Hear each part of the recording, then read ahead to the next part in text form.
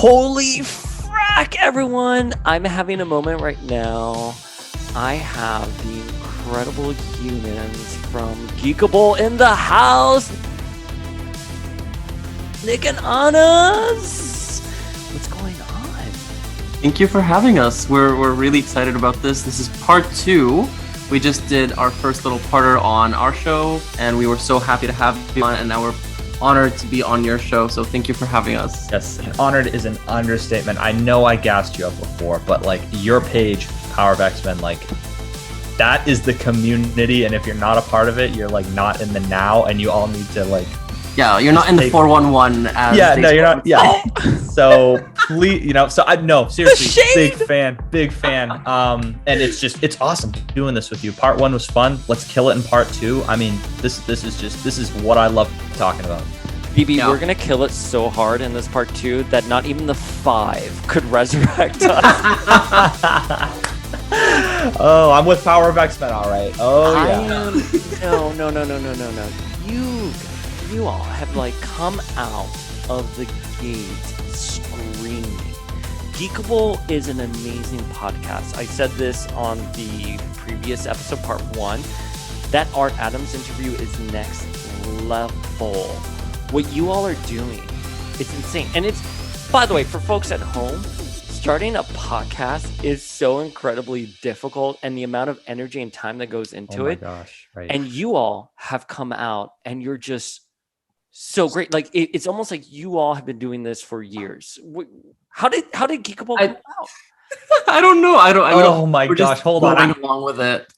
Our origin story is so just like Z-list movie, terrible, bad. I was in the car one day and we communicate through WhatsApp, and I was like, hey, like he had told me he wants to get into YouTube and do stuff, and I was like, I kind of want to do the same. And I was like, you're a close friend of mine, and I could see myself working well with you. You know your shit. I know my shit. Let's get together and just make a podcast. And they was like, yes, we're doing that. We need this. And the rest is history. And I literally said in the text, I was like, this is the worst origin story of all time.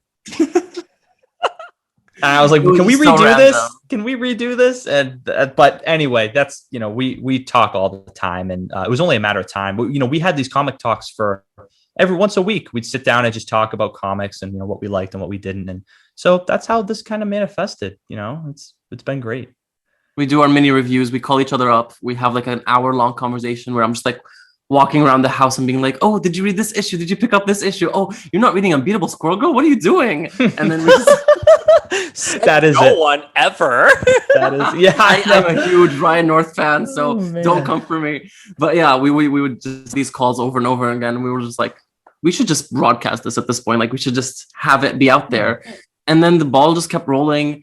I reached out to, Bob Quinn, Sienna Grace, Maureen Gu, and the guests just kept coming. And I'm like, how are these people saying yes? We're nobodies.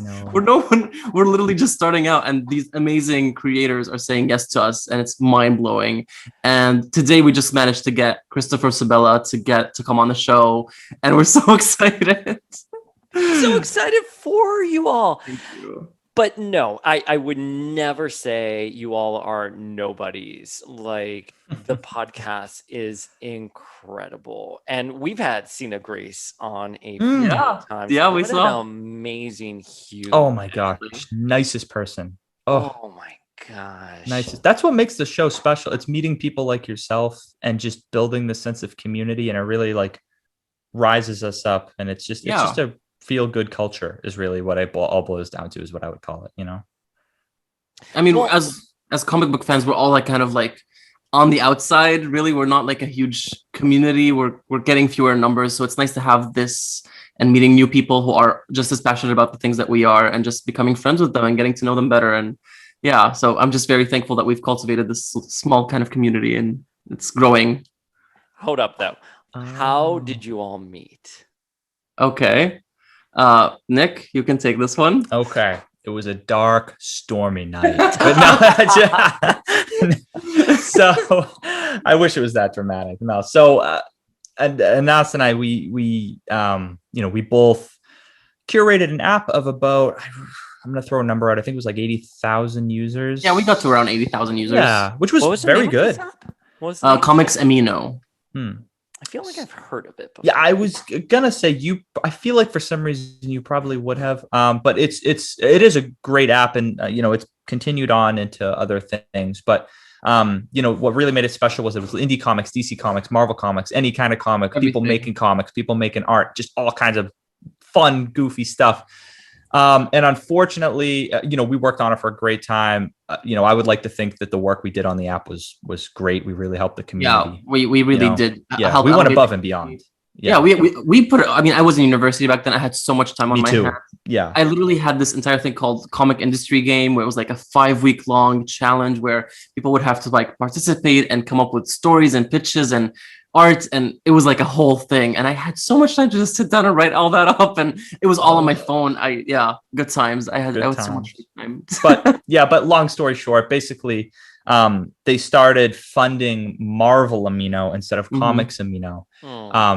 Sad. And so that they pretty much kicked us in the dirt, and it just started really going downhill. People weren't using the app anymore. Yeah, people were like migrating to Marvel Amino because it was more active and their content would get more appreciation and support there, so they felt more seen. And so everyone just migrated to Marvel Amino, which grew amazingly. And I have some friends who still use it, and it's a great app. But Comics Amino did suffer the consequences, and it got to a point where we had like barely any active users left. Yeah, but I know. So that's the origin. That's the tragic origin, and we just stayed in touch through Instagram and stuff because you can stay in touch these days. Yeah. Small world. We never met in real life. I am originally from Syria. Nick is from Boston. We've literally never met, but I consider Nick to be a close friend of mine. How often do you all talk? Every day. I would say every single day. We're in constant communication. I would say I know the time difference. So I'm like, I text him in the morning. I'm like, okay, he's gonna reply like 2 p.m. when he wakes up. Yeah. What is one thing you have learned from the other? I'm curious. Ooh, I like these questions. That's my. Oh my god! That's my Oprah question. You're on Power of X-Men. There are 2 things we're known about on Power of X-Men. 1, I am a drunk, and 2, we ask Oprah questions. We ask the deep questions. I like the Oprah question. I like that. Yeah. This is something to remember. One thing I've definitely learned from and us is just appreciating all sorts, mostly indie books, because I'm I'll fully admit, like, I'm pretty much all Marvel, like 99% Marvel. Okay. And so, he's opened up my eyes and definitely made me a more well-rounded person, like just in general, because indie stuff really opens your eyes. Yeah. And, you've really done that. And I'm so thankful for it. Like, I'm so appreciative of the fact that you've done that. So sweet. Nick has also really grown my knowledge in terms of Marvel, because I read a lot of indie stuff, and I haven't always had access to comic books coming from Syria. I just whatever I could get my hands on, I would read it. And so most of my reading is done online now. I read digitally exclusively because getting comics where I am right now is completely very difficult. There's shipping prices and everything. So Nick is always there to fill in the gaps with like characters that I may not be familiar with or storylines from the past. Nick has read like so much stuff from the 80s and the 70s and the 90s where I was like not really that big on. So I always Nick is my reference point to everything. He's like my encyclopedia. Oh, I love that. So wait, let me ask a more general, less Oprah-y question. What is your favorite era of comics? And honest, we can start with you. Gosh. This is controversial, but this is because maybe it's the era that I grew up with, but I would say like early 2000s, early aughts. Like that was when I started getting into comics and reading on a weekly basis. And so I have a soft spot for that era. So when you say early 2000s, do you mean Morrison or do you Grant mean Morrison and New X-Men? That's when I got into it. Astonishing X-Men, Joss Whedon, who is very problematic apparently. But I enjoyed that run. Kitty Pryde phasing a bullet through Earth was like the moment. Well, when Emma is like, I can help you, Kitty. I can help you, like, not be afraid. And Kitty is like, no, I'd rather feel it. Are you disappointed in me, Miss Frost? And Emma says, astonish, Miss Bride. But I interviewed Joss Whedon when I was at Wizard. He is a dick. I have come to terms with Astonishing X-Men. I loved Astonishing X-Men when it was being published. Me too. Joss Whedon ruined it for me when I was at Wizard, and he was a major D-bag to me. What did he do? I have a bad experience with a creator that don't mind sharing, and I am happy to share after this. That's going to be the next follow-up question. So I talked about this with the Wizards podcast, and I'm actually doing a Wizard reunion in, I think, a week. Oh, wow. But what happened was I was given a script to ask Joss Whedon. So the way it worked at Wizard, or at least specifically for this interview, was a clipboard went around with the entire editorial team, and you list all the questions you want to ask a creator. Previously, I had pitched an idea of like the ABCs of Joss Whedon. And the senior editor there was like, oh, let me see if I can get Joss for this. I'm going to talk to the publicist or no, I don't know who he was talking to. But so they were able to get Joss. I had the interview. It was my pitch. I was not senior enough, but it happened that it was. And one of the questions that I was given in my script was to ask Joss about Wonder Woman at the time, because it was rumored that he was going to be writing, and directing Wonder Woman. So I asked, who would you cast as Wonder Woman? I think that was a question, something like that. And Joss got so angry. He started saying something like, Joss Whedon angry, Joss Whedon smash, like talking in third person as the Hulk. I thought BB was just joking. I was just like, this is really weird. Like the creator of Buffy, the creator of, like, I don't know, Firefly, Firefly, Blade, yeah, Dollhouse, like Astonishing X-Men is talking to me in third person as if they're the Hulk. I'm like, I don't even know how to deal with this. But I was like, ha. And then we moved on in the interview. Well, the next day I found out they got really angry. He complained about me to the then X-Men senior editor Nick Lowe, who I was friends with when I worked at Marvel. And I tried to get a job in the X office back then. So Nick Lowe got really angry and was like, well, Paul Flores, like, why was he the one doing the interview for Joss Whedon? He's like this 22-year-old kid. And so there was an editorial meeting where they had to talk about me, and like, it was really contentious. Oh. So fuck you. I didn't even ask a contentious question. It was like just a natural question to ask someone. Right. I was going to say, maybe you said, but no, there was. The only thing I can surmise about that experience was that maybe I just was so green. I was like probably very timid and very respectful, where I was like, oh, Mr. Whedon, what do you, I would never have said that, but something like that. But, I don't know. Maybe I was very timid. Maybe my timidness came across as being a little bit more arrogant or standoffish. But you never know. But knowing you, I'm definitely giving you the benefit of the doubt. I'm a little older since then, and I refined my interview skills. But wait, Nick, I want to hear what your contentious story is with the creator. It's actually with someone who has a reputation of being an amazing artist and creator, but also other things. So I want to throw that out there if you're a fan of this person, of course. Oh God. But I had met Rob Liefeld. Oh. Oh, God. I've heard this story. Yeah. I know where this is. Yes, say no. Yes. Hey, amazing person in the industry. I'm not taking anything away from the things he's done. He sells books. His name sells books. He's put in the work. Yeah. Yeah, he's done his dues. But I was at a con in Rhode Island. I'm from Boston. For those of you listening, I'm from Boston, Mass, born and raised. But I went to Rhode Island Comic Con. Oh God, I couldn't even give you a year. I don't know, but we're just gonna run with this. Probably 5 or 6 years ago now. And I was with my brother, and we were in line, and we knew he was going to be there. So my brother brought his first appearance of Cable. And great book to be signed. And it was a second printing too. It was just kind of like he was like, yeah, I'll get it signed. Sure. So we went, I brought like some issues of my Deadpool. He brought some an X Factor. So we came prepared to meet him. It was great. So we were there, and he was like, hey, him and his agent were sitting there, and we're like, yeah, hey, we have some books to be signed. And he was like, "Oh yeah, I just upped my price to $70 per book." And we were like, okay, $70 per book. I was like, I can't really pay for that. This was like me 6 years ago. I was like, ugh. So we were walking away, and his agent was like, "Hey, yeah, we need we beforehand that wasn't the price." And that's why I was caught off guard. And I was like, oh, like, so my brother was like, "Hey, like it was said that this was going to be the price, is there, why the change up?" And he looked at my brother's comic. Rob looked at my brother's comic and was like, "You think I would actually like pay anything less than $70 to sign your second printing?" Oh, And I was like, why? I know, very, very just insulting. I'm sorry. Very insulting. Yeah, it was just a bad moment that is for everyone involved.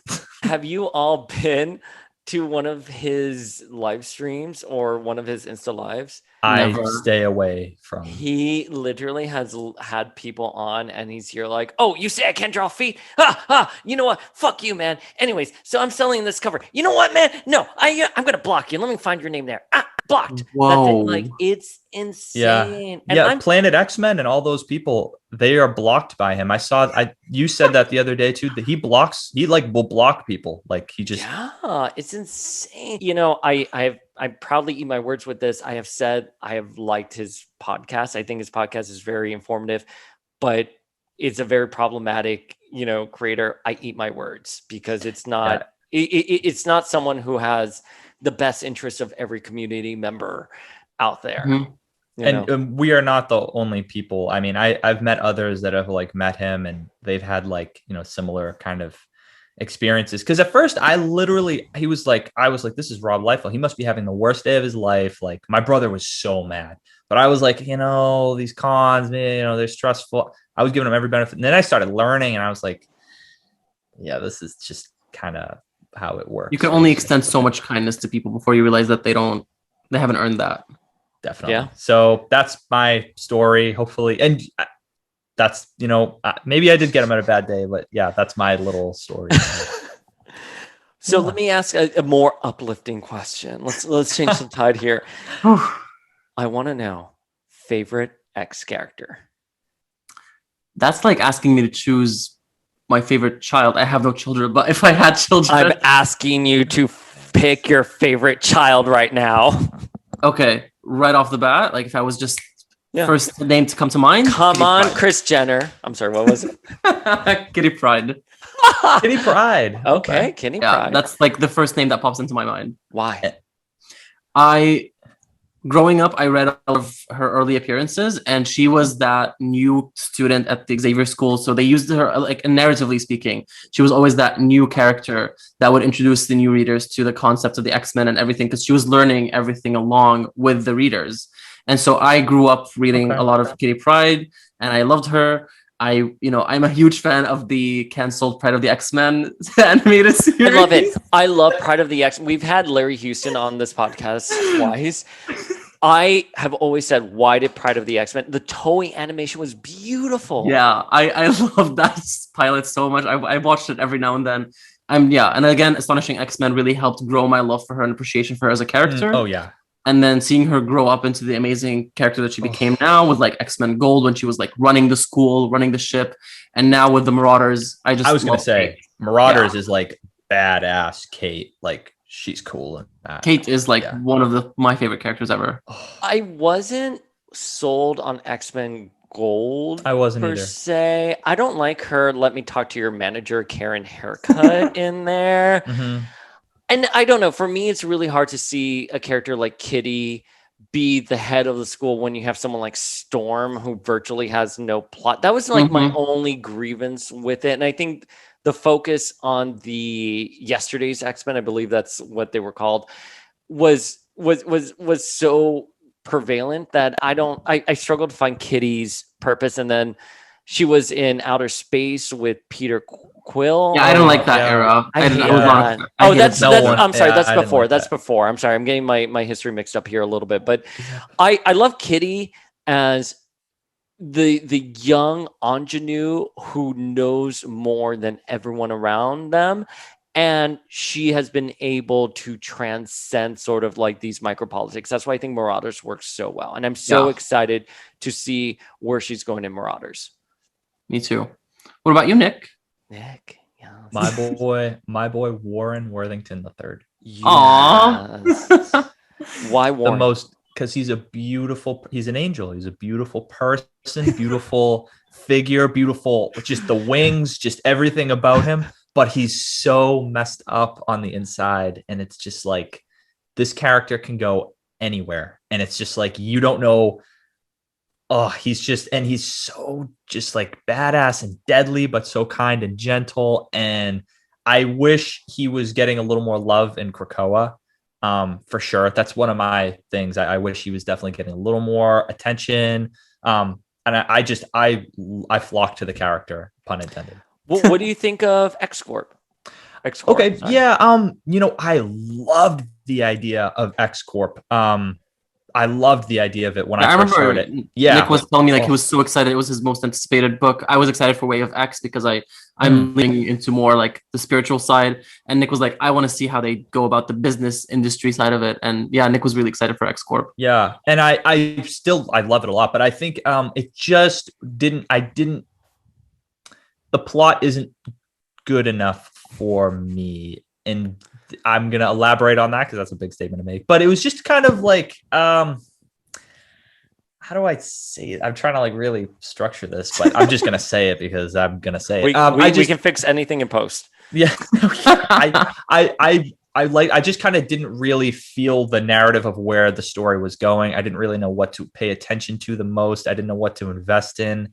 I see them in their like flying spaceship and I'm like, not spaceship. Yeah, spaceship. We'll call it spaceship. And I'm like, I don't really know where this is going. I don't really know what the whole point of having, accumulating the 5 people is because the series is over in 5 issues. Where are they going from now? I just lack an investment hook.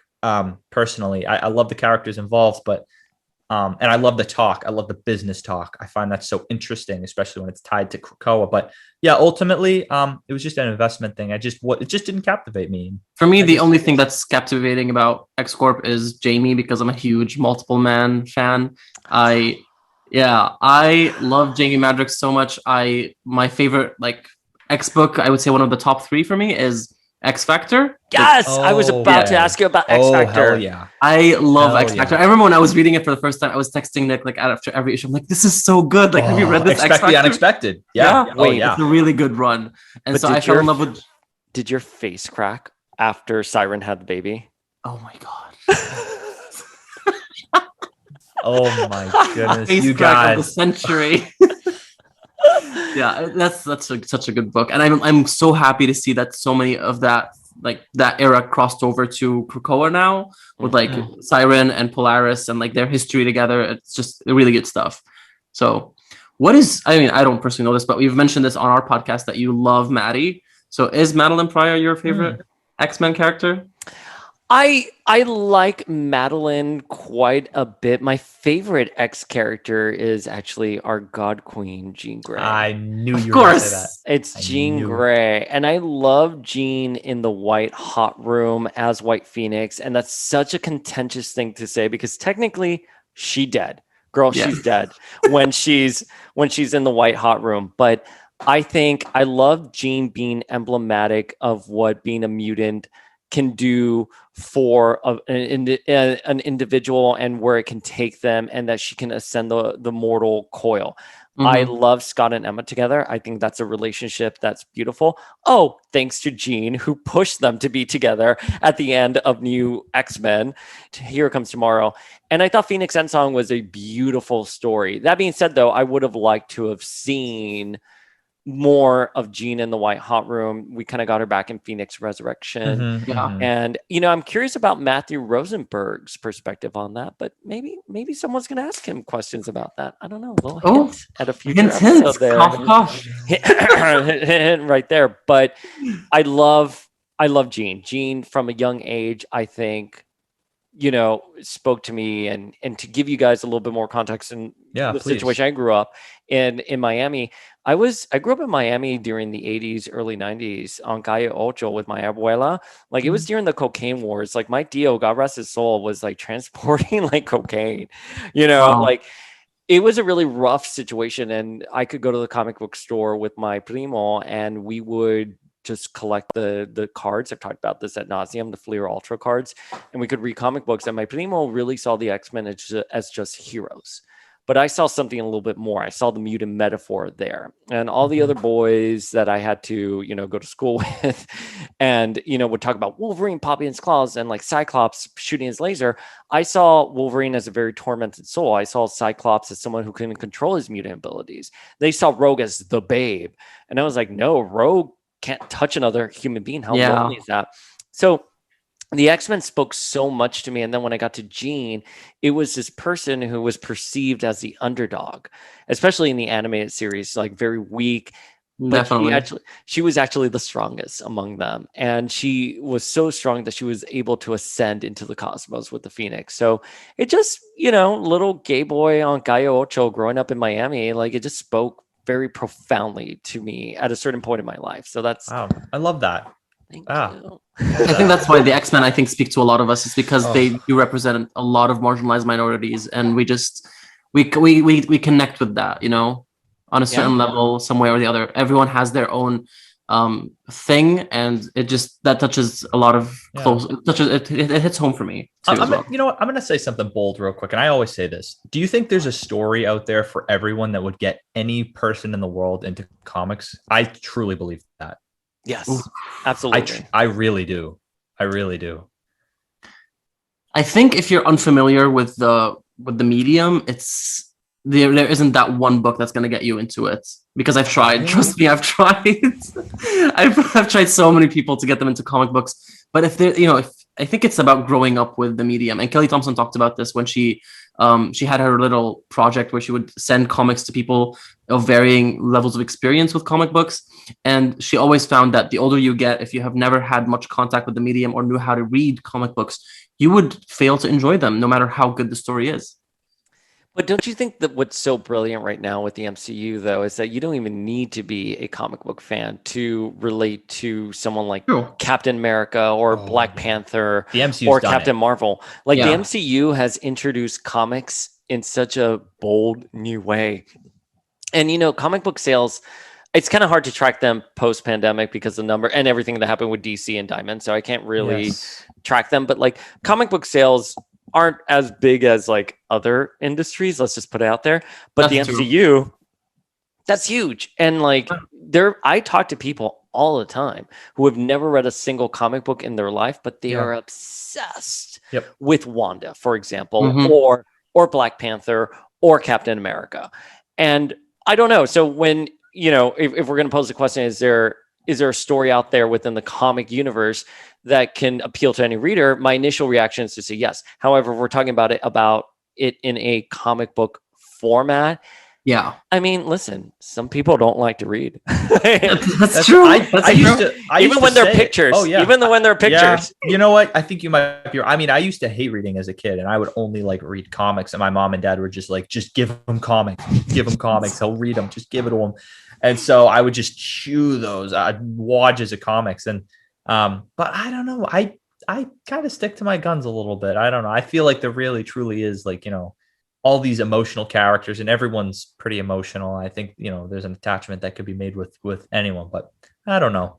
Maybe, I don't know. I wanted to ask, because you said you loved the relationship between Jean and Scott. How do you feel about the little triangle with Wolverine entering the relationship now? I would love to know your thoughts on this. Yeah. So to be very clear, I love Scott with Emma. I think Scott and Emma together work so well. I love the Extinction storyline, the Messiah complex storyline with them rising together and saving mutants. How do I feel about the throuple relationship with Wolverine, Cyclops, and Jean? I love it. I think it is a tired trope that two men need to fight for the affections. Right? Literally fight. Literally. Get it out the door. Like, and by the way, you take a basic queer theory class in college. Basically, two men are fighting over a woman, and it's really them just having a hard on for each other, trying to one up the other guy. Like, so I think what they're doing with that, did Hickman introduce it? Yeah, Hickman introduced it. Yeah. Like, I'm all for it. I think it was very tired to see them, go back and forth about Jean. Although there were some great moments, like I think during Schism when Cyclops says, like, she never loved you. You always scared her. And then Wolverine pops his claws and here like, well, if she was here right now, who would she be more afraid of? Beautiful drama. However, that being said, I acknowledge it's an antiquated way of telling a story, especially if we're opening up the comic book genre to a whole new generation of readers who are not thinking in those binary terms anymore. Yeah. So I'm glad the trope is gone. All that being said, though, I want Jean by herself. I want Jean. She's a strong, independent woman. She doesn't need a man. But she doesn't need. When she was leading X-Men Red, exactly. X-Men Red. That was X-Men good. Red was such. That was my book. next question for you. Did you like X-Men Red? Because that's I'm like, my head is spinning, and I did not like X-Men Red. I loved X-Men Red. X-Men Red was such a phenomenal book. It was shout out Tom Taylor. Oh, I love Tom Taylor. Tom Taylor. Tom Taylor, if you're listening, please answer my DMs. Yeah, Tom Taylor, we would love to have you on Geekable as well. Tom Taylor is we'll do a crossover, next crossover idea. Yeah. But I thought X-Men Red was so great. It was an ideologically driven book. It was I think the foundation for Krakoa. So I love Jean in that capacity. I think in the Hickman era, I have some problems with Jean being in that costume. I know it's supposed to be that costume. Symptomatic of her. Yeah, there's a reveal about that. Well, not a reveal, but there's a reason for it. According to him, I don't really know what that is. But he's been saying that for 2 years. Yeah, I know. It's like you gotta. I agree with you. I agree. You gotta really not like that out there. I don't think anyone does really. Well, here's the thing. So Jordan D. White said it was because she's rejecting the Phoenix. Fine. Hickman said it's because, why would she be wearing that? Think about the last time she wore that. Right. Which was when though? Pre-Phoenix. Okay, that's what he means, because that could mean a number of things. That's why I was like, really, that's the kind of like thing you're going for. But if they're gonna say that Jean has backed up, because we know mutants can back up an earlier version of themselves. Mm-hmm. If you're gonna say that Jean has backed up a pre-Phoenix version of themselves, it does not line up with the continuity we've seen, especially in X-Men, Giant Size X-Men, where Storm and Jean show that they remember the Inferno reunion they had. So right there. That's post-Phoenix, not happening. But like, even from a practical sense, like, I'm sorry, like Jean in Ten of Swords jumped into battle with all the X-Men behind her. I'm like, girlfriend's wearing a skirt. Like,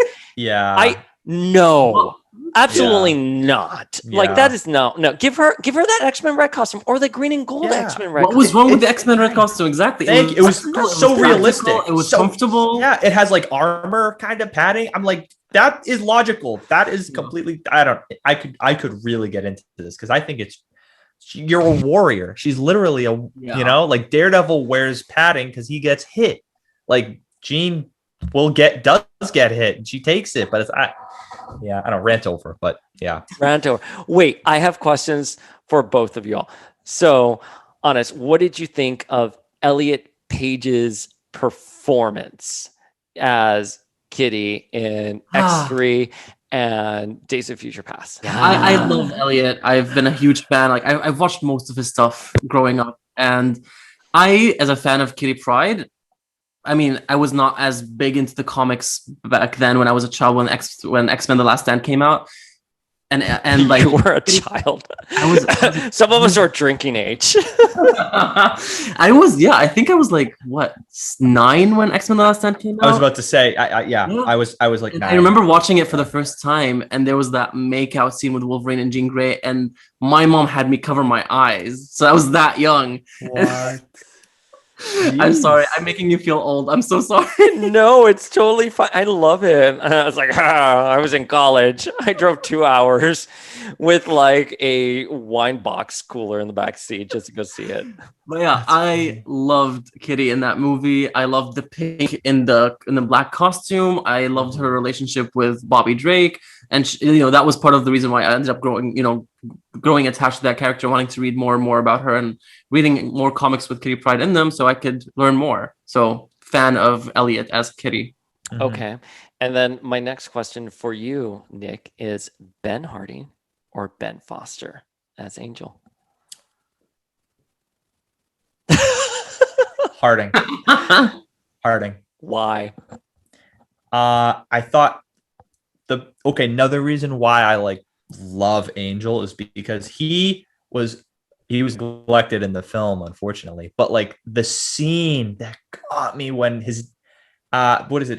Correct me if I'm wrong. The doctors are there and he's chained up and he just breaks his free. Wings come out. I remember being with my mom in the theater and she literally goes whoa. But that's Ben Foster. No, that's Ben Foster. Oh my God, I'm sorry. Oh my God, I'm a fake fan. Wow. Oh my God. I'm always wrong. I'm always wrong. I know. I seriously. There's nothing wrong with being wrong.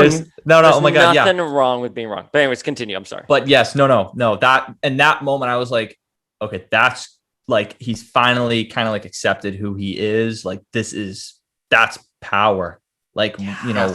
That's power. I was like, that's cool because beautiful. I'm 9 years old. I'm I don't really know who I am yet, and this kid who I kind of looked up to in the film, I was like, that's cool. I want to do that. And so I don't know, it's just that scene, and then he floats away, I think over the Golden Gate Bridge or wherever the movie is. Yeah. And I was just like, yep, that's. I also want to say, my only gripe with Days of Future Past, which is my favorite X-Men movie, is that they didn't let Kitty be the integral character who would go back in time, like in the comics. Yeah. But having said that, the Rogue Cut is the superior way to watch that movie. That's the only way. The only way to watch that movie, simply because Kitty was there, had a bigger role, and we got to see Rogue. I love when Anna Paquin walks in and Kitty is there with Wolverine, and Anna just touches Elliot, and Elliot falls over, and Anna's like, oh, and then sits down and grabs Wolverine. She goes, I know, Logan, I'm here. I was like, yes! The only thing that I hated about the Rogue Cut is that I was expecting, because we know Anna Paquin can play sassy Southern after True Blood. Mm-hmm. Why didn't they give her some sassy Southernness to her character that Rogue is no? Yeah. Rogue is so subtle. Yeah, Rogue in the movie is so subtle. I love in X1 that Rogue is a bashful 14-year-old who can't touch someone. Yeah, fine. That's a perfect narrative. But in X2, when she grabbed the X-Jet and she moved it, that was, I thought at the time, symbolic of her growth. Yeah. And then we get to X3. I was disappointed with her rendering there. And then Days of Future Past, I was like, oh no.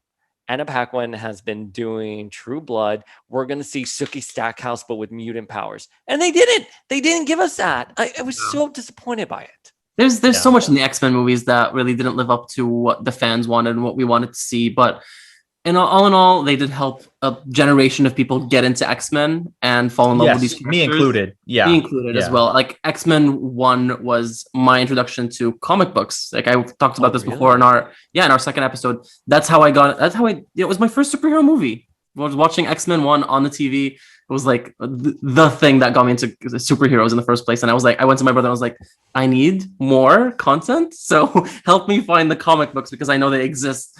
And he ended up downloading illegally a bunch of comics for me that I ended up reading. That's funny. But we didn't have any comic book stores in Syria, so I had that was the only way that I could actually read comics. Yo, what was the comic book scene like? There is no comic book scene. No comic book scene? Nope. There in my culture, comics were never a thing. There are comic magazines, but they have original stories and characters like Majid. But yeah, X-Men superhero stuff that doesn't exist in Syria. I did end up getting a chunk of Arabic comics that were translated when my aunt went to Dubai. She ended up bringing me some Superman, some Batman, some Sonic, and some Archie, and I would read those over and over again. Yeah, so those were the first physical comics that I ever held in my hand, and I've read those until mostly the pages were grayed out and ripped. But that's so yeah. We have different experiences when it comes to breaking into comics, but the passion is there, the love is there, and we're all here at the same time. We're here talking about the things that we love, and regardless, that's what makes everything so interesting. Our different journey to get to this point. Exactly, that's what I love about this community. What about you, Nick? What was your comic book experience growing? Did you grow up in Massachusetts? I did. So I grew up in Massachusetts. My mom was a geek, loved Godzilla, loved like superhero stuff. My mom was like the one who got me into it, which is pretty rare, I find. But yeah, she was like the one who was like, okay, yep, like X-Men animated show, would watch that on repeat. Shout out to Nick's mom. She's like our biggest supporter of the podcast. She's so sweet. Wait, what's mom's name? Deborah. She's so nice. She wished me a happy birthday. She was like, we have to celebrate in Boston soon. I'm like, yeah, we'll make it happen. You're like, Deborah, she's a big, she loves that stuff. So anyway, I'd watch that. I'd watch like X-Men, Spider-Man, Tobey Maguire. Oh yeah. Oh, all day. Oh yeah. But also like the Tom Jane Punisher movie, that really got me like into comics too. Like, Shut up. Said no one ever. Please said no one ever. But I was like, this is Punisher. Like, oh, Marvel. Like, this movie's cool. Like, I thought it was awesome. I don't know. I was like sold on it. And Honest knows I'm a huge Punisher fan. And he knows I hate Punisher. And we are so opposites. That's the one thing. Like, yin and yang is really what it boils. I mean, we don't agree on everything, but we're still friends. You know, I accept you for having your wrong opinion. Oh my god, the shade. This is like Real Housewives of X podcasts right now. Wow. So Nick, how do you feel that Honest hates all of the characters you No, if there's one I'm thing the Danielle of the pod of the Xseed here. The one thing that brings us closer is that we really both appreciate Jim Starlin's work, and we both love Warlock. We love the cosmic side of Marvel, and that just keeps us barely together. It keeps us, we're there by thread, but we're there. Yeah, we're hanging by thread. Yeah. No, anyway, that's pretty much what happened. And then my parents moved from Boston, and this is funny. Like there's 2 comic shops in my town where I'm from. Super lucky. And so when we moved, like I was uprooted from my school, my friends. It was really tough, and my parents felt so bad. They felt so bad. So like we would go to the comic shop, and my parents would just be like, buy anything. Compensating. And I would just, oh yeah, they were, to this day, they'll joke. They're like, yeah, we felt bad. And they just buy my brother and I like stacks of like, they were like, the price doesn't matter. Just buy what you want. And so that's when I started picking up issues, and I'm like, Colossus, this guy looks cool. Put it in a pile. Oh yeah, like Spider-Woman. Oh, she seems kind of cool. Oh yeah, Punisher. Yeah, I remember him. Yeah. And that's how I start, same way as you, random issues that you become a mini archaeologist, and you start piecing together all of this information, and the information you find is so precious. Yep. And you hold it close to you. And I've said this before, I didn't know who the fuck Magma was for years. All I had about Magma was a little trading card that said a little bio about her. And I was like, okay, I just accept that. And someone asked me, who's your least favorite X-Men? I was like, I don't know if I can really name. Well, I mean, I can, because I fucking hate Beast. But, now Beast. Yeah, exactly. But, apart from that, I could never tell you if I really hated a certain X character, because like I worked so hard to get the information and find out about these. That discoverability, which I do think is a little absent for today's readers. I agree. But that discoverability was present for me growing up. But so what question I'm going to ask you guys next? Least favorite X-Man. Oh God. We're going to start with you, Nick. Can we start with Ennis? Because I can't think of anything. Like my mind just went blank when you said least favorite X-Men. My mind just went worst X-Men ever. Like that. Come on. I could. What? There are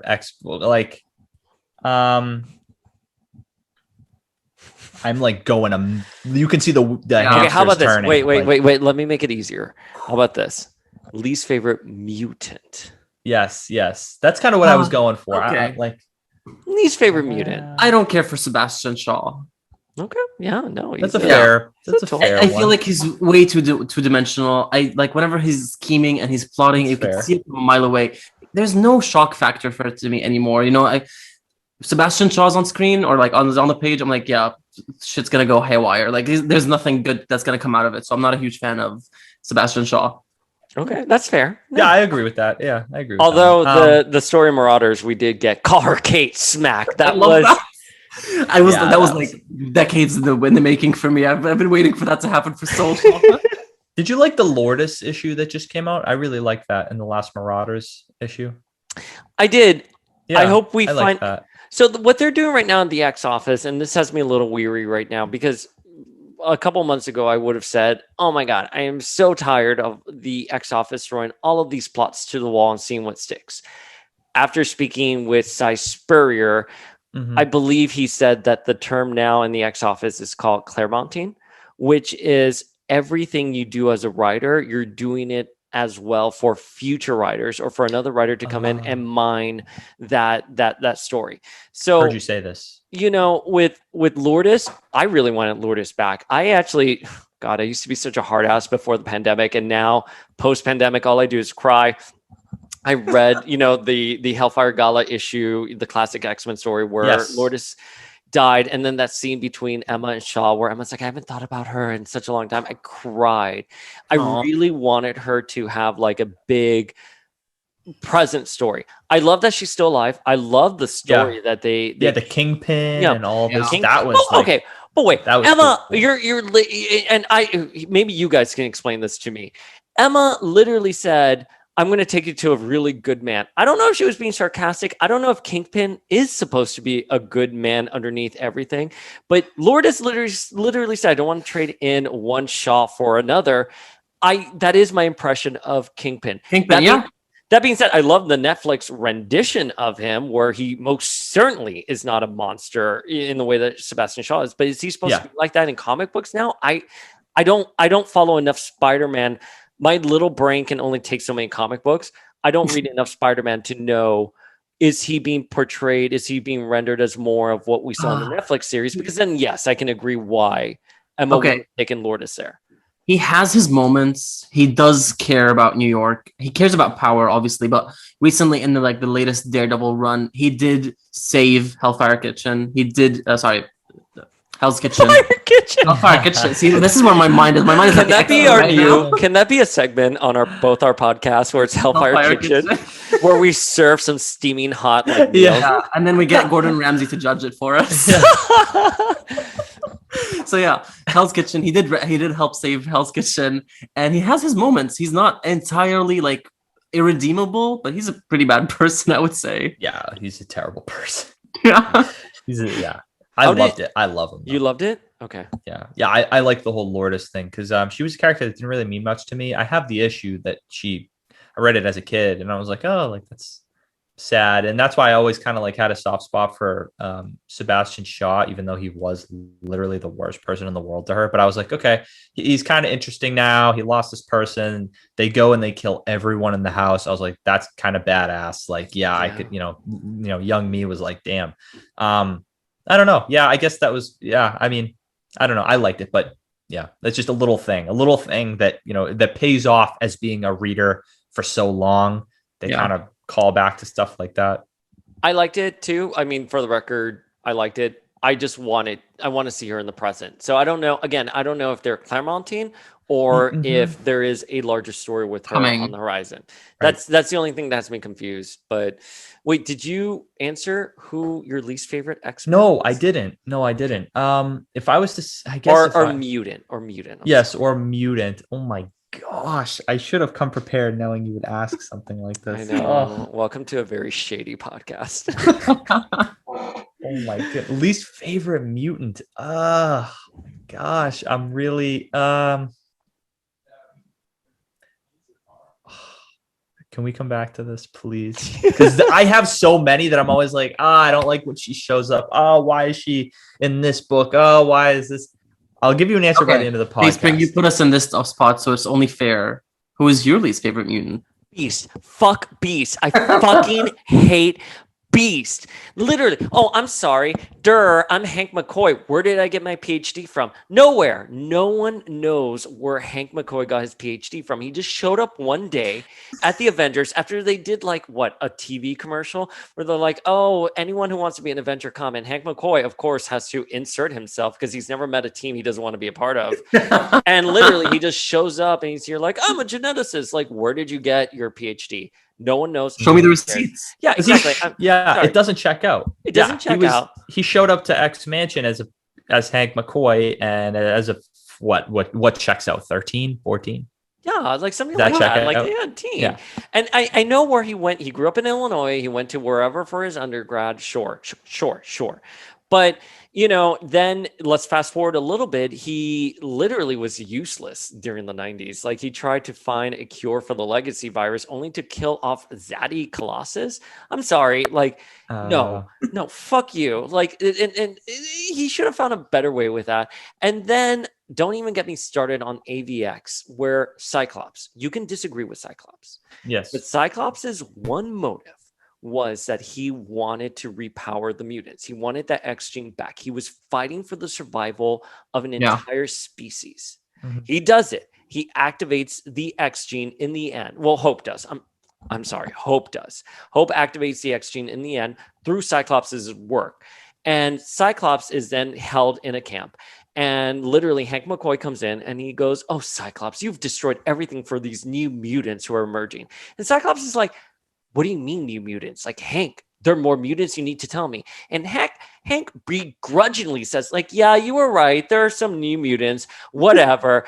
And Cyclops is so happy. And we talked about this, I think, on Planet X-Men's feed. Cyclops then goes like this because he's so happy.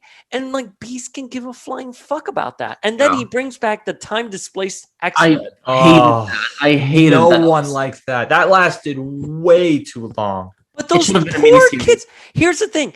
You literally go to a teen gene, a girl, a literally a 16-year-old girl, and you go up to her and you're like, "Oh my God, look at you. I didn't think it was going to be this hard to see you." She got it, asshole. She knows exactly what you mean. Now she knows she dies in the future. You just told a 16-year-old kid that they're destined to die. You traumatized those kids forever. Oh, they were messed up. And then his greatest sin in All New X-Men, when he was here, like, when Jean is in his mind and she downloads the memories of everything that happened, she's wearing the green costume, and Hank is like, "This is my favorite Jean Grey costume." I'm like, fuck you, Hank. That is not a favorite Jean Grey costume. That is nobody's favorite Jean Grey costume. Get the fuck out. But anyways, you're missing maybe his worst sin, which is in AVX when he's literally on the side of the Inhumans and he's like, "Well, guys, the Inhumans, they need to spread the Terrigen and it's killing us, but that's just how it goes." And it's like, and let's go to another planet. That was his solution. This is only someone with a Photoshop PhD would suggest, let's just move to another planet. No, Hank McCoy. No, Dr. Hank McCoy. That is not feasible right now. Well, I guess it is because of the mutants. Yeah, I guess it is, right? Yeah, I guess it is. Sorry. It is. But maybe he was onto something. That to me, where's that like, Omega level planet? Ahead of his time. Yeah. Right. Yeah. Did you just say he's ahead of his time? How do I eject you here? Hang on. Eject. Anyway, so I'm sorry for that rant. A new episode of Geekable featuring Dayspring. It just got deleted after I kicked you out here. Yeah, deleted. No, I think we're all on the same. I think everyone is pretty much on the same boat. And I was really hoping Benjamin Percy would maybe change around Beast a little bit and make him likable, but he's still doing sneaky stuff. He's still doing what he's doing right now. It's like abominable. There's no excuse for it. Yeah, he's doing some bad stuff. He's just awful. And then that pouch with his crotch they wore to the Hellfire Gala. Don't even. Yeah, that was weird. I thank you for saying that. Yep. Thank you for saying that. We have dragged him to filth here. Oh wait, my brain just I need both of your help though. Because I'm pulling a blank on his name again. What is up with me today? It's a Monday. No, it happens to me all the time. I literally cannot even remember some things. There's a lot to people like don't like when you're when you read for this long. There's a lot to remember. The data pages, everything. Like my brain is this big, guys. Like I know. We have two brain cells fighting here. Yeah. Like and then work and then life and everything. I was with my niece the other day and I was like, Sylvie. Like, what's your name? Sylvie, Scarlett Johansson. What is that? Like, my niece looked at me. It's like, do you not like me? I'm like, I just don't remember your name. I like you. I just don't remember your name right now. That's funny. I do that all the time. Soy viejito now. That's funny. I'm sorry. Anyways, the person is yeah, and I need help here, but I will give you enough to work with. Appeared in Bendis's run. Okay. The strongest mutant. Shield came, couldn't control her. Then Charles put it in the back of his mind that, like, you know, we saw an Original Sin when he died. He's like, this is my will and testament. You guys need to go and get this mutant because he's super, super dangerous.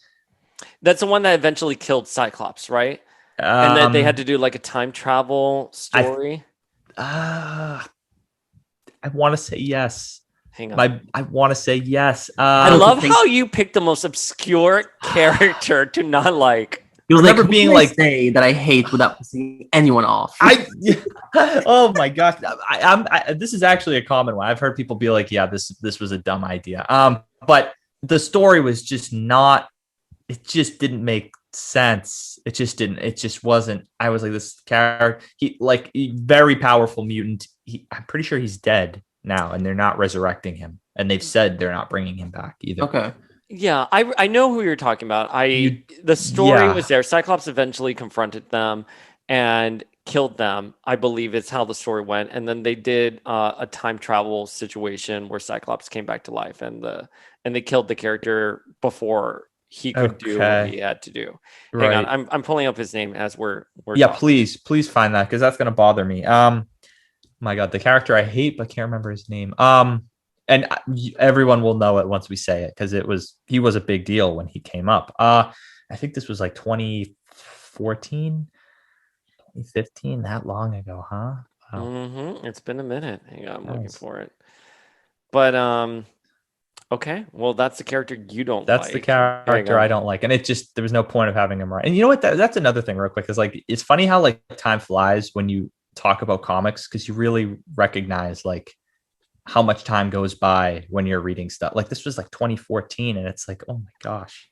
I still think of Battle of the Atom when Zornita took off her helmet and we thought it was like the actual Jean. And it was like, oh my God. But it wasn't. It was the time displaced Jean who got older. Matthew Malloy. Yes, right there. I would not have remembered that for the record. That is... I remember being like, organic, this is the Nick. person. Was it? Yeah, for folks listening at home, we Googled and then we took it from the top. Just exposing us. Yeah, no, that's the one. There's a lot. I remember being like, this is the dumbest story, and he's so too powerful to just be like this out in the open. And Charles didn't tell anyone. I'm like, come on. Like, yeah, well, Professor Xavier's a jerk. Can be. Amen. Can be a jerk. Iconic kitty moment. An iconic kitty moment. Yeah, I'm looking at him right now. I'm looking at the issues. Uncanny X-Men number 23, July 2014. 2014. Yep, I sniped 2014. that. Yeah, so 2014 was a great year. No pandemic. No pandemic. No I was in pandemic. high school. I was a junior in high school. Oh, My Jesus gosh. fucking Christ. I was trying to get a promotion at my job. Hey, I got a question for you. I actually have a question for you, and I'm glad I just remembered to bring it up. You were a Marvel intern. I actually applied twice to be a Marvel intern. Mm-hmm. I didn't get it either time, and then I spoke to someone who like I was like involved with that, and she was like, "Honey," like she was like, "It's all about what artist is like backing you to get it now." Wow. And I was like, "Yeah," and I was like, "Really?" And she was like, "Yeah, like it's all about us paying it forward to artists. Like there's like a long list of like people being like, hey, like my nephew, hey, like my neighbor, hey, this person I know, and like it's all about who you can kind of get that's like very well known so that they can pay it forward. Marvel can pay it forward to them." And yeah. So wow. No, I printed out my resume and I mailed it to Mary Sprouse, who was the head of HR. And I talked to Jesse Falcon on the Foosh back in the day. And I asked him for his blessing. And I sent Mary Sprouse an email saying like, hey, I sent out like my resume like 3 weeks ago. Just want to confirm you got it. I was talking with Jesse Falcon about all the various opportunities that a Marvel internship can bring someone. I was very interested in it. So I got that pretty straightforward. There was no one, were you there with Donnie by chance? God, I don't know who Donnie is. Oh, Donnie Cates. Oh, no. You weren't. Okay. I was wondering because I was wondering if maybe that was the case because that would have been funny. I love business. I'm a huge like fanboy when it comes to numbers and business models and everything. So I worked in the publishing sector. I wasn't in specifically the editorial team. I see. I see. Technically my job was editorial, but it was more publishing business, but I wasn't an artist or anything like that. And it was a great time. And I learned so much from that. And I took that and I went to Wizard because organically I am a writer, but I'm not like a fiction writer. I'm not like a comic book writer. I love nonfiction. I love writing articles and essays and stuff like that. So I took a lot of great stuff from there, but it was a great time. That's back when they had their offices on Fifth Avenue. Yes, they went through the change 2 years ago, I think. Yeah. Yeah. And there was someone who sat by me. I sat next to the fabulous Flo, who used to be Stan Lee's secretary, and Flo was rest in peace. Yeah, rest in peace. I was heartbroken. She gave me. I'll show this to you guys next time. She gave me a shirt from the Marvel retreat from the year before. That was a specific, Marvel company shirt and a little Astro Boy pen that I still have somewhere. But Flo was wonderful to me. I worked in their publishing division. I was sort of offered a job in the end, but I went to Wizard. Mm-hmm. So that worked out great. That's a cool little origin. That's a cool little origin story. But wait, okay, I have 2 more questions before I let you all go. One, what's one comic book everyone should read? And let me be specific. One X-Men comic book. Everyone should read, past, present, whichever. Oh, God Loves Man Kills.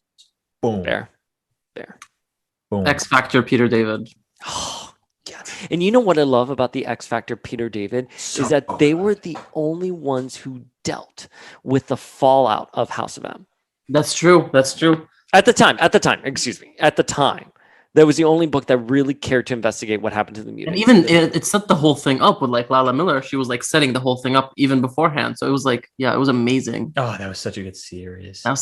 Gosh, such a good series. I'm a huge fan of Peter Milligan's Ecstatics.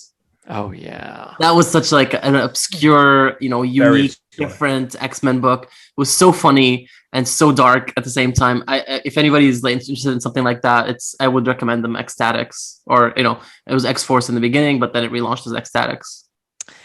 And God Loves Man Kills, I think, was not only the backbone for X2, but it was also one of the books that really, at its time, was groundbreaking with the mutant metaphor and all of that. I mean, you see children die in the book. You see Wolverine actually swearing. Mm-hmm. You see so much biblical reference. It's amazing. That to me is like the ultimate Chris Claremont book right there. I mean, I loved every second of it. I think everyone should read it, and it's a short read. But yeah, that to me, I mean, and that's probably an answer you probably hear a lot, but it really is like, to me, the pinnacle. It is a quintessential X-Men. Yeah. And I believe the ex-wife did a breakdown of that. So everyone at home, make sure to, I know we love Justin and Alicia so much. Go check out their episode on God Loves Man Kills. All right. Final question. I know precogs aren't allowed on Krakoa, but I'm going to ask you to put on your Destiny helmet right now. Where do you want to see the X books going forward, especially since we have Trial Magneto, we have Inferno, and we have Onslaught Revelations? Where do you guys want to see the books go? And we're going to start with you, Honest. Okay. Correct me if I'm wrong. I don't keep up with the solicitations as much as Nick does, so I don't know what's getting canceled or what's continuing. I would love to see the Marauders go and be space pirates. Wow. Have them be like the link between Earth and Arakko. Have them, be the new Starjammers for all I care. I would love to see Kitty Pryde back in space doing her own thing and just leading that team of space pirates. That would be so much fun for me to read. That's a hot take. Yep. That is a hot take right there. There you go. the new X-Men team, I know that they've spoken that they want to do a Hellfire Gala every now and then, and they want to rotate the team of X-Men. So as of right now, I'm not huge on this team. I love the number one, but I am looking forward to seeing where they're going to go from now on in the future teams and incarnations of the team. Who would I want to be on the roster? I'm not sure. When the whole voting thing started, Nick was so mad at me because I voted for Boom Boom. Who did you vote for? Who did we vote for? We were doing Generations of X at that point, and initially I wanted Sam because Sam, I felt at the time, was someone who would fall in line. Mhm. And, Krakoa was full of all of these people like Sinister who had their own agendas and were not servicing the Krakoan government. So I was like, Sam will play ball. Whether you like Sam or not, Sam would play ball. But then we got Jeremy Ratchford, who was the actor for Banshee from the Generation X TV show.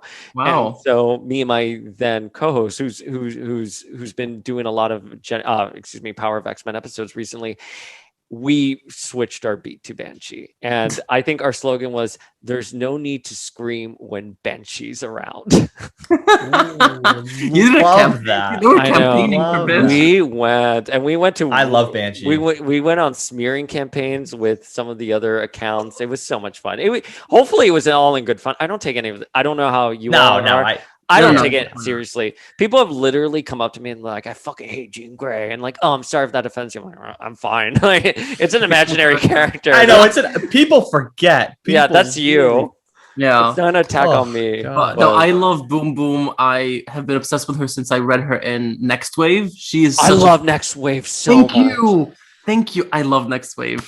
Do I have the trade here? I have the trade somewhere here. I love. I want to do an episode of Next Wave. Yeah, we should do an episode on Next Wave. It's such a good book. But yeah, I was like, if we get a version of Boom Boom that is like just 1% close to what she was on Next Wave, that would be a hilarious X-Men book. And so I voted for Boom Boom, and Nick was very disappointed in me. Nick, who did you vote for? I'm trying to think. I think I voted for Banshee. Oh, good. Yeah, I voted for Banshee. Banshee's been a badass since Phalanx Covenant. I mean, he was just that. I loved Banshee in that so much. Well, our main argument with Banshee was that Banshee came back during Necrosha and has literally said nothing. Yeah. Like, I think he said, "Oh God, Emma, Scott," when he was in Necrosha, then disappeared, came back during Remenders, and then had a couple like cameos here and there. Yeah, he was in Matthew Rosenberg's like Dazzler, Banshee, Colossus, X-Men, but Astonishing X. Was that what he was called? Yeah, Rosenberg, I think, was Uncanny Disassembled. Wait, was Banshee in Astonishing? He was in Astonishing X-Men, yeah, wasn't he? With Phantom X. Oh, you're right. Yeah. But yeah, no. I voted for Banshee just because I haven't seen him be a badass in a while. I know. I like the idea of tempo, and I think Jerry Dugan wanted tempo. That's my thought. I think Jerry Dugan wanted tempo. Well, Banshee and tempo are going there. If I could go back in time, I would vote for tempo. I think it makes. But here's the thing. Tempo, I just assume they would give tempo a spot because her power is practical. I mean, literally, it's just so practical, so X-Men worthy, right? Yeah, like way more than like, I don't know. Not that I'm tossing shade, but like more than Sunfire. Like, come on, Sunfire's pretty. I like Sunfire, but not a like my first choice for an X-Men. But like, here's the thing. Like, and I was saying this. Like, if you're looking at you're forming an X-Men team, you do need to have certain like members fill a role. You need the smart, scientist-y character. You need someone like blah blah blah. I feel like with the current X team, like, and I don't think we've officially reviewed X-Men the relaunch on this book or on this podcast. I'm not too wild about it. I didn't think it was a bad issue by any means, but it didn't have that spark that Hickman's, that even Howard's Excalibur, that Leah Williams X Factor. Like, whether I liked those books at a certain point or didn't like those books at a certain point, I can't argue that there was a spark with the relaunch of X-Men. I was like, it's fine. I like that they have a mecha. Like, that was cute. Yeah. And I love Jean. I'm a crazy Jean stan. Anything with Jean, I will consume. It was okay. My gripe was that when the day was saved, the reaction was not what I expected. The people were cheering. I was like, this is not the Avengers. This is not Fantastic Four. This is not how it usually goes. I thought they were going to get blamed for what had happened, not get cheered on. And so I was like, okay, interesting. They're taking the X-Men in a new direction. I guess people like mutants now that they're not on, I took that as because like X-Men, mutants, whatever, right now are celebrities, and we've seen that in the books a little bit. Like every time there's a gate, people are trying to take photos and stuff like that. Yeah, but like that's also like a world power right now that is questioning the very existence of the human existence. Exactly. And they're not supposed to be Avengers. They're not supposed to be the Fantastic Four. Maybe it's okay that people are still kind of like booing the X-Men on some level. I mean, we saw that the UK is cutting ties with them right now. I don't know. I need, again, what is Claremonting and what is a story on the horizon? That's the problem I'm having when I put on my thinking hat and I'm analyzing these stories. Yeah, I agree. And to just fully answer your question, where would I like to see the X stuff go? Simple. Whatever's going to happen in Inferno is going to happen. It's going to change the X landscape forever. I truly believe that. When Hickman says things are going to change, things are going to change. Like, he does it. And, that's what's exciting to me. I would love to see Hickman, his next thing. I don't think this will happen. I would love, in my little world, to see him write a book about what Apocalypse and Genesis are doing right now, off in their world. Give that to me, not now, but right now, and I will put a good writer on that. Now that's a book right there. I would actually love to read that too. Yeah, tell me that's a book. What about you, Dayspring?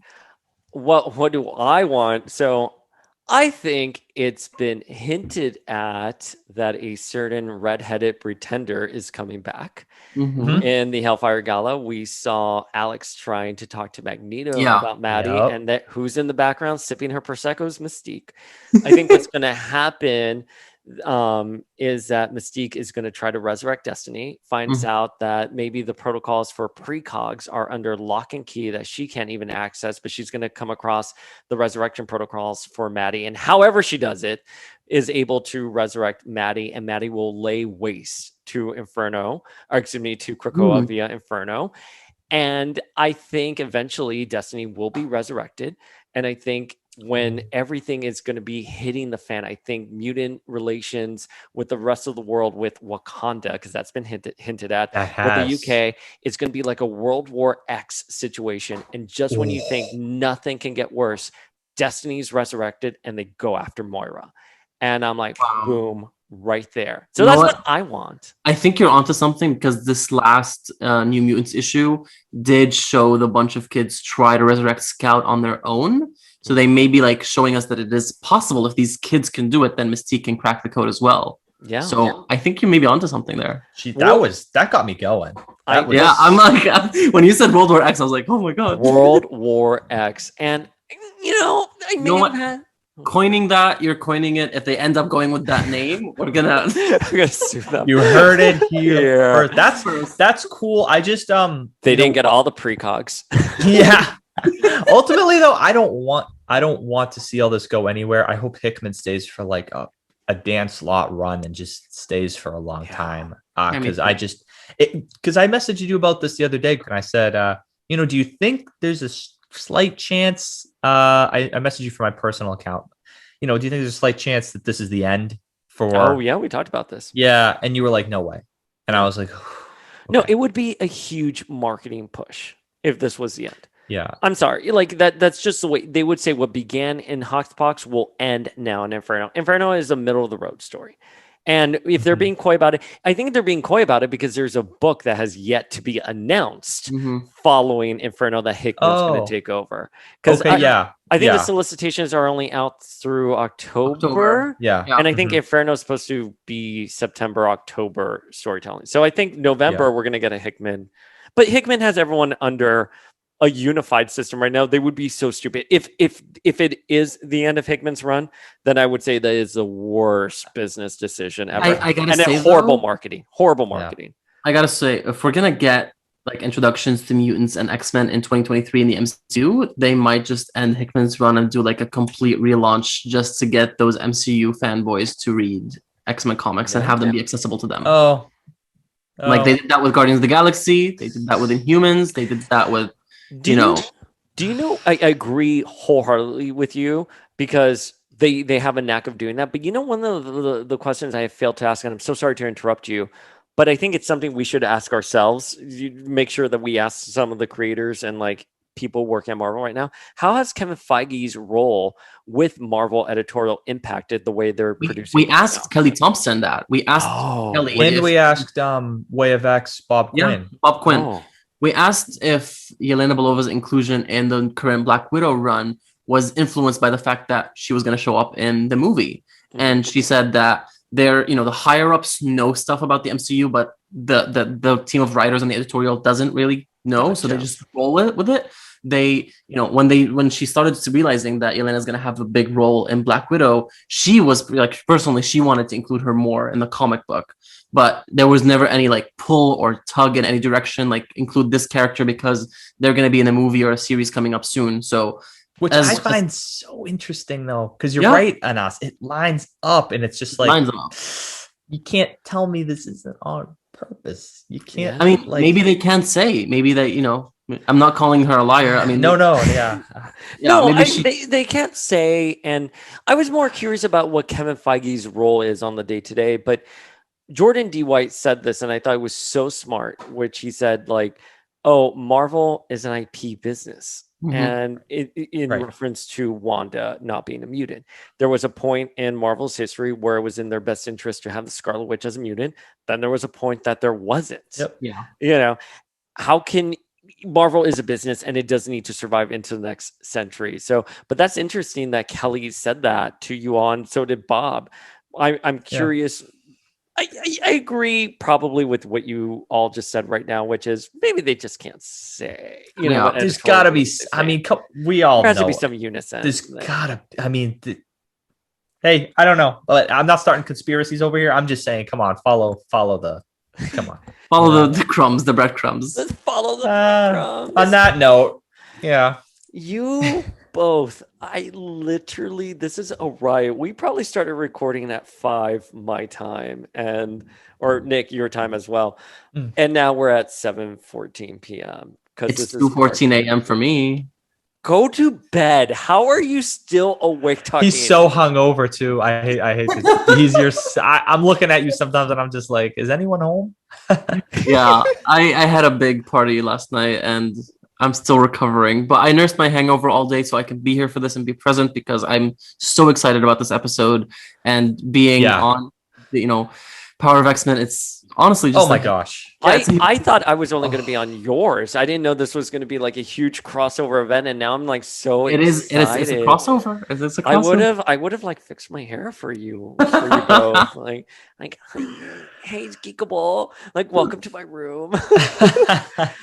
You both. I just want to say, I want to reiterate the amount of energy, the amount of talent you've brought to the podcast scene. Like, it is a breath of fresh air. I love your podcast. Thank you so much. So much. That means a lot coming from someone. My gosh. I know. That really does. We've said it. You are the algorithm. Yes, you're the model. I was looking at like my suggested things. It's like Friends. It's like Sex in the City. It's like all these like dank memes and like McDonald's. I get served McDonald's ads all the time because I love chicken tendies and I'm always on Uber Eats trying to get McDonald's. It is, you guys are being way too nice because I see what you all are doing and it feels like you all have been around for years at this point. That's so nice. Because you know what? We really do work hard and we put a lot of energy into it. Yeah. So it really, that really means a lot. We launched less than 3 months ago. And like, I'm personally blown away. I didn't expect this to be a thing. Like when we went into it, I told Nick, like, we're not going to have high expectations. We're doing this for the fun of it because we both enjoy talking about comic books. We're not going to have expectations. And now we're plotting. Like I've got a roadmap. I'm plotting the next year, 2022.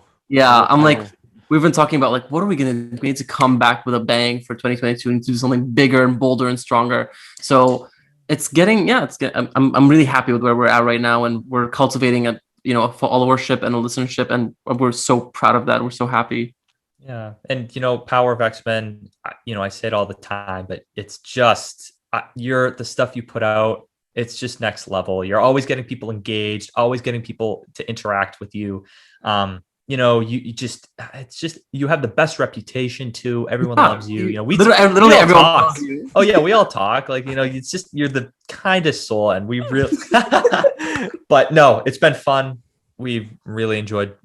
This will be a thing again. Oh, it has to be a thing. Oh, yeah. Well, we're holding you to that. I'm holding you all to that. Let's plan. I'm a planner too. I already have things planned through December, and I'm Wow. sure you do.